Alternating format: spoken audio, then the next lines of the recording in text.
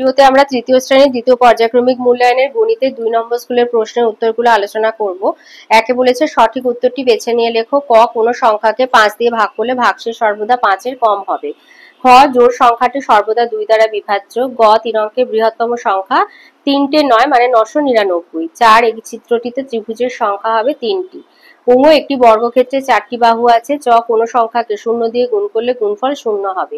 ছ, 200 পয়সা মানে 2 টাকা। বর্গিন জ, 8 বার 5 ঘর লাফালে হয় 40। ঝ, 1 জোড়া মানে 2টি। ঙ, 7টি 8-এর যোগফল হবে 7 8 56। দুইতে দিয়েছে ভাগ করতে বলেছে 183-কে 5 দিয়ে ভাগ। তো 183-র মধ্যে প্রথমে বাঁ দিক থেকে 18 নেবে। 3 5 15। 18 থেকে 15 বিয়োগ হলে হয় 3 33। 5 6 30 3। তাহলে ভাজ্য হচ্ছে 183, ভাজক 5, ভাগফল 36 আর ভাগশেষ 3। দুইতে 3-এ বলেছে ক বলেছে ভাজ্য সমান ভাজক গুণ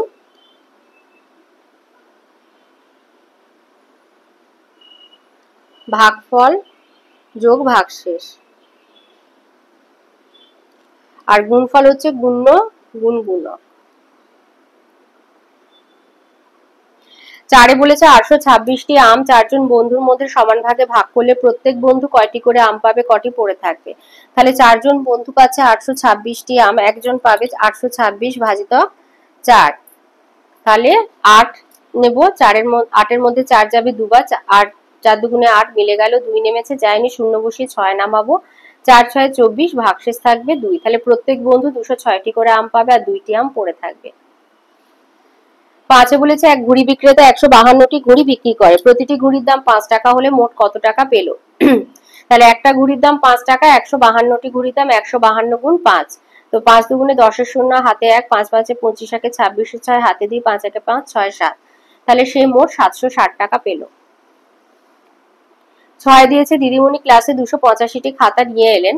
প্রত্যেকে 7টি করে খাতা দেবেন। কতজনকে খাতা দিতে পারবেন, কতগুলি খাতা পড়ে থাকবে। তাহলে 7টা খাতা পায় একজন, 285টি খাতা পাবে, 285 ভাগ 7। তো 28 নেব। 7 4 28, 5 নামলো, যায়নি, তাই 0। 40 জনকে খাতা দিতে পারবেন আর 5টা খাতা পড়ে থাকবে।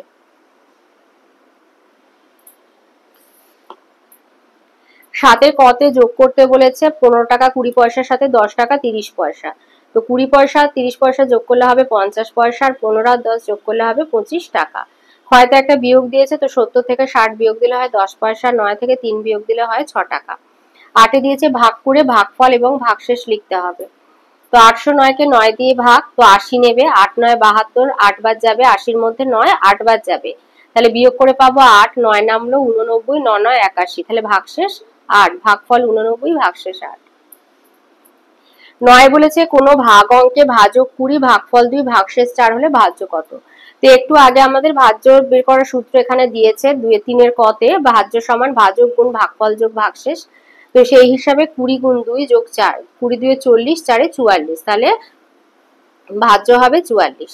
10-এ বলেছে শূন্যস্থান পূরণ করতে বলেছে। তো একটা অ্যারো উপরে, একটা নিচে, তারপরে দুটো অ্যারো উপরে, তাহলে দুটো নিচে হবে। ক্ষয়তে দেখো একটা তারা একটা অ্যারো, এখানে দুটো তারা একটা অ্যারো নিচের দিকে, আবার 3টে তারা অ্যারোটা আবার উপরের দিকে, তাহলে 4টে তারা অ্যারোটা আবার নিচের দিকে হবে।